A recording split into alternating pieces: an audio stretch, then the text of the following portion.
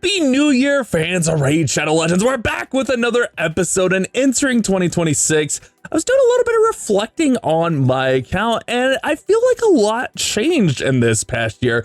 So today, I'm going to give you guys my 10 favorite champions on my account entering 2026. Again, I think my perspective changed a lot. I don't do a lot of top 10 lists. I'm not a big fan of them, you know, like top 10 rare champions you're never gonna use. Like, I don't know, I just don't get into it. But let me know in the comments, should we do more top 10, top 5 style lists, showing off some practicality of some champions? Let me know down there in the comments. And before we hop into this, as always, let me remind you how you can start your account with a free legendary and some of the best epics in the game. Before you click the link down there in the description, log out of your Polarium Play account, then click the link in the description. It'll take you to this page. Create a brand new account with a brand new email, and then complete the tutorial, and then go to your inbox, and your free legendary champion will be waiting for you in there, and then you'll get your free epics as you level up your account. We had a lot of great ways to acquire new champions throughout 2025. There was a lot of good fusions, there was a lot of good collabs, a lot of great champions came to the game, and I feel like I made a ton of progress. So let's just hop in to the top 10 favorite champions on my account entering 2026. And obviously this is going to be my account. It's going to be different from your account. If you have some more OP stuff, it's going to be, you guys get the idea, right? This is my account.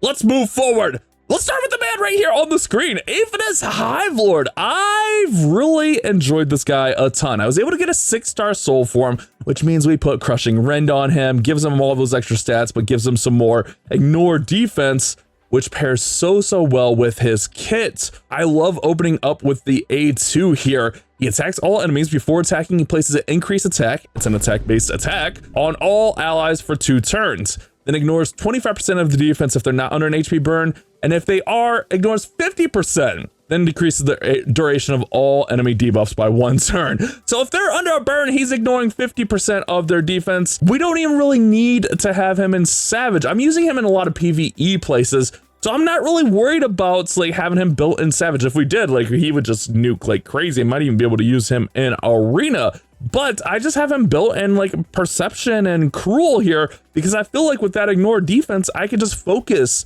on having his attack be really high. His speed is pretty decent for a nuker. 568 on the accuracy allows him to land the debuffs, where he's gonna place the HP burn if they're not in there with his A3. And then it activates that. It's just, he's got a lot of AoE here on these 2nd and 3rd skills, which does really well. He's got the decreased defense on there with the perfect veil.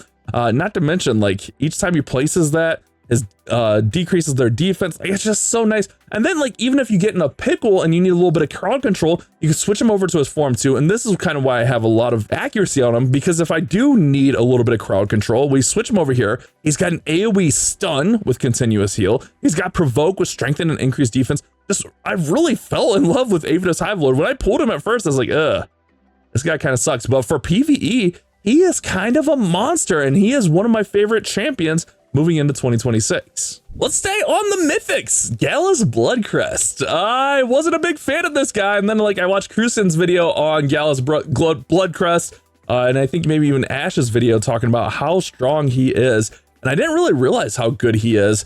I was always looking at his base form, and I think that was a big part of the problem. But when I've started, he's been my live arena nuker. What I do is, like, I come in here, I start off with this skill right here, where he's gonna place Revive on death, increase defense on all allies, then he gets an extra turn. And then what I do is I transform him. Also in here, he's got Provoke, he's got Unkillable, Counterattack, but I transform him after that. So he's got the Reflect damage on there, all kind of great stuff. But we transform him because he's got 2 really strong nukes in here.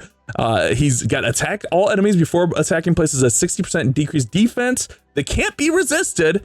Damage increased by 10% for each enemy under decreased defense. Also steals 20% of the turn meter. Amazing. And then he counters the meta a little bit by attacking all enemies, ignoring 20% of the defense, and ignores block damage buffs.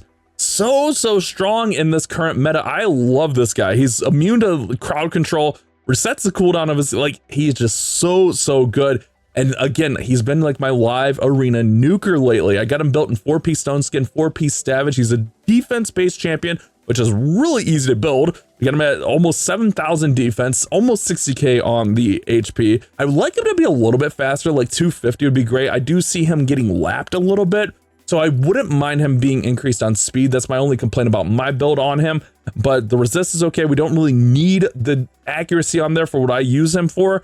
I got him with temporal chains in there. I don't know. I just like this guy quite a bit. Gallus Bloodcrest, definitely one of my favorite champions of right now, my arena nuker in live arena. So I'm using him a ton, but let's go to my third champion, my third mythical. I'm loving the mythicals. Not that I don't love Mikage, and she's probably top of my list in 2025. I still use Mikage a ton. She might even make the list later. I don't know, but Empress. I've been focusing a lot more on live arena. So these two at 2 and 3 are really holding a strong spot in my heart right now. Empress is really dual duty right now. He's an HP based champion. I'd love him to have more HP, but really I want him just getting out there and stripping stone skins. So on his A2, he places a True Fear, 50% decrease attack, and then can't be resisted if anyone has necrosis stacks, and then he grants an extra turn. So we start with this A2, and then if they have stone skin up, I go into this A3 where it removes any stone skin buffs, places them with True Fear, block debuffs, and then he flips all of this stuff. If they don't have any stone skin, I will switch him to his alternate form, where we're gonna use your life is forfeit. We're gonna swap HP with an enemy if it's a boss. But the main thing here is it's gonna give him some ignore defense while in the alternate form. And then we're gonna AoE attack everyone, deals double damage for enemies whose accuracy is lower than his.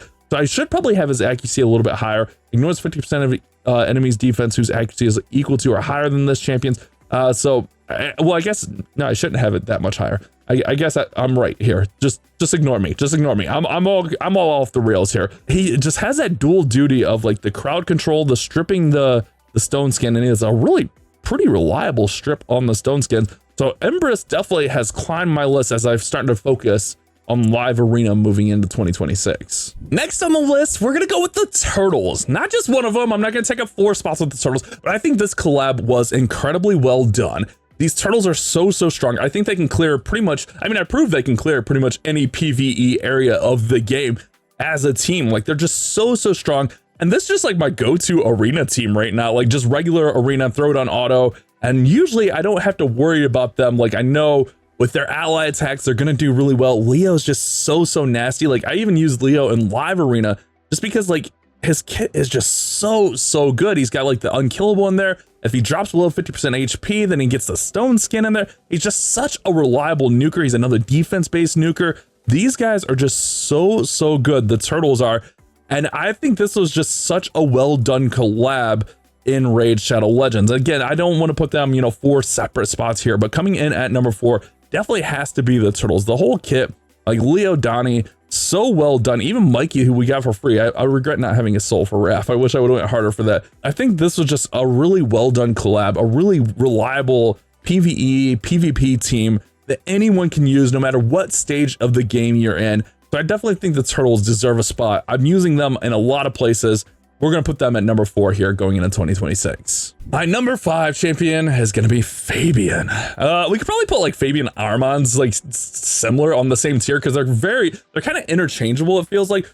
But Fabian, I am getting sick of Fabian, and I have recently redone mine, just increasing his speed so I can just get him faster in live arena. You see him everywhere in live arena, 296 on the speed for him. I do have him in supersonic, so hopefully we can just cut in front of people. I actually put 5-piece supersonic since another piece gave me the 10% speed. But his kit is so annoying. So whenever an enemy is revived, it places True Fear on him, which is just a pain in the butt. It like almost hard counters Sun Wukong. And then like on this A3, he attacks all enemies before attacking, 75% chance to decrease the duration of all enemy buffs by 3 turns. So it can strip stone skin out of there, but it grants an extra turn if there's no buffs on the enemy team. But 75% chance of increasing the cooldowns of all skills. And that's what really drives me nuts about Fabian.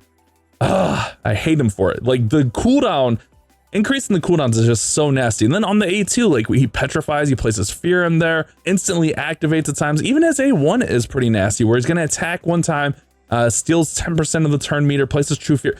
Like, he is just such an annoying arena champion. And I think like that's one thing that I've noticed about myself and my account moving into 2026 is my focus has kind of shifted more into arena and live arena. I feel like a lot of like the PvE areas on my main account here, like I kind of have them on lockdown. I could rebuild like my Hydra team. I could use more damage on Chimera, but I feel like I'm pretty solid all around. So I've really focused on live arena. And Fabian, he's a pain in the butt, but man, is he so good when he's on your squad. And we'll go with number 6 here. I mean, we could probably like interchange them, put them number 5 together. Armand's the Magnificent. Like he's a pain in the butt as well. Got him built really similar to how I have my Fabian built really quick. We do need a lot of accuracy on him because we want to land those stuns, but he's so annoying as well in there. Whenever a sheep debuff is removed or expires, increase the cooldown of a random active skill. Just so annoying. But really, let's talk about the stun. Attacks all enemies, steals turn meter, all of them except for the sheep, but places a stun for 1 turn. And then like with the passive in here, like he can go into the sheep there and sheep someone that didn't get stunned. He's just a really good crowd control champion. But not only that, like he can hit pretty hard, to be honest. He's got 35% chance of increasing the random skill by 2 turns there. Fabian, Armand's just 2 really annoying champions. You know what? I'm gonna group them at number 5. We're gonna group them at number 5. I'm backtracking a little bit. We'll group them at number 5 because they feel like they're interchangeable. I use them like one and the same almost sometimes. Like if I don't get Armand, I go Fabian. If I don't get Fabian, I go Armand. I feel like I have to have one of them on my team at any time in live arena. And so those 2 definitely a big priority when I'm picking champions. So at number 7, I think this is number 7 if I'm right, I'm gonna kind of pair these 2 together because I find myself using these 2 a lot against bosses. It's gonna be Farrakhan the Fat with the ally attack. This is why I'm pairing them together. Increased crit rate, increased crit damage, and then attacks with all allies. But he's also got like the HP burn and the poison. But having him like plus forward, but I'm gonna pair him up with Mikage. Yeah, she's gonna make the list. She's gonna make the list just because the Imperial Decree. I'm using these guys a lot against boss content just to nuke those bosses out really, really quickly. And I just found myself using Fat Man a lot more this year. I don't know, maybe it's just like the strength of my account kind of grew and made him a little bit more useful. I got him going pretty quickly, got him going with some decent accuracy in here so he can land those debuffs. And then kind of same thing here with Mikage, like even a little bit of accuracy in here because sometimes you want to change her over to her other form and then she can strip, she can place weekends, she can stun. So kind of a little bit of a dual duty here, but these are like my favorite ally attackers. I feel like that's probably for a lot of people, but like if you don't have your Mikage yet and you're looking for a good reliable ally attacker, Farrakhan the Fat Man, like this guy, I used him a ton this year. Why is his ring not even upgraded?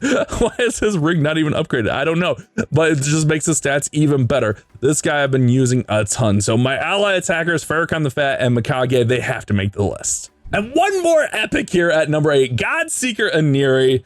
Oh man, she is so good. I love having this champion on the team, and it's more about her passive here. If an ally is about to get killed by a fatal hit, preempts that hit and instantly place a revive on death for 1 turn. And this has allowed me to progress my Sand Devil and make it a much faster team. We build her with regen and immortal, so she's healing, surviving, and this is even my better build with her. I kind of swapped out some gear because I kind of swapped away from Godseeker and a ninja team to go with a much faster team. That's going to use Adeline, Godseeker, Rio, Donnie in here actually for some survivability, and then Krizia here. And this has just been a really reliable team for me.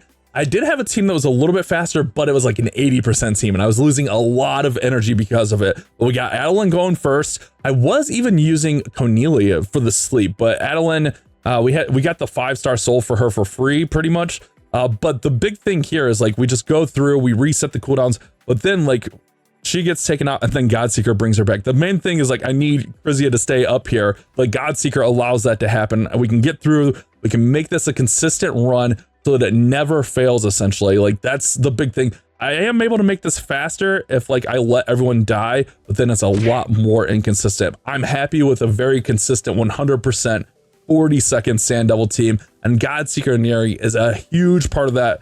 I use her in other places too, but a big part of that. Definitely moving into 2026, I'm going to continue using her as I need to run Sand Devil more to make those live arena builds even better.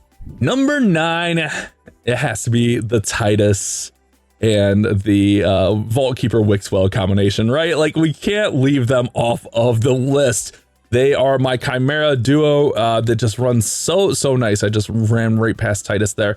It's just such a nice combination here. We get Titus with lots of defense in there, and we don't have to worry about crit rate with him, but which is really nice. I actually recently worked on this team a little bit, and I'm trying to get my damage up in it, but I feel like it wouldn't be a list if I didn't leave this combination off or on the list. Put them on the list or something like that. I don't know. Titus and Wixwell, it's just such an unstoppable combination. Obviously, there's other pieces of the puzzle, For example, like Krisk is on that team as well. I love Krisk as well, but these two make that possible. And like my clan boss, it makes my clan boss, like I'm just crushing clan boss every day with it. I'm actually even running clan boss with just like a renegade in the lead, because sometimes you get that rare, fight the clan boss with a rare on your team. So I just leave her in there. But if you missed out on Titus, I feel like it's like one of those things, like you had to have the other pieces with Titus. Titus is really good if you have those other pieces, but this skill right here, where he's dealing more damage based on the shield, if you have the Wixwell, if you have those buff extenders like a Mikage,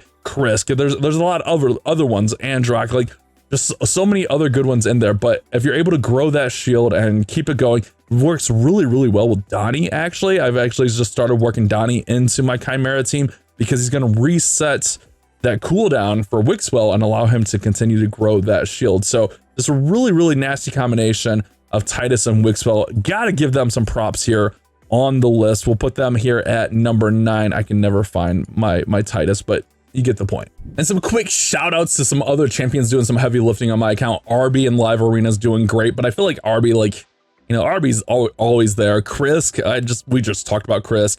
Elva, like I like Elva quite a bit.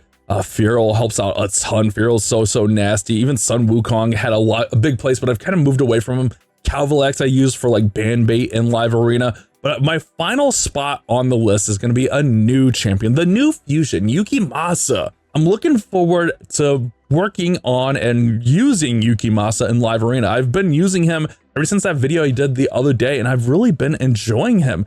I really like what he has to offer, especially kind of countering some of the meta. I feel like for my account, he kind of fits in really well. This A3 where he steals the turn meter in there, it's just so nasty. And then he's got the block, ignoring block damage on there. He's got the block active skills on there. I really like this kit, and I like this champion a ton. We just did a spotlight on him recently, so if you didn't check that out, I'm loving him. I'm really enjoying this champion. There's a lot of other champions I could put in here. Another champion I want to work on and use, like I built her, but I don't really use her a lot, is Vanillashia Thrall Mother. I probably butchered that, but I just don't use her a ton. Yukimasa, I instantly used him and instantly impact on my account. So he's going to round off our list at number 10, guys. Let me know who did I leave out here on my list of champions. Who should I put in? But again, I guess it's my list of champions I'm using moving into 2026. Hopefully you guys are excited for Raid. I've been having a blast with it. Hopefully you enjoyed the video. I'll see you on the next one.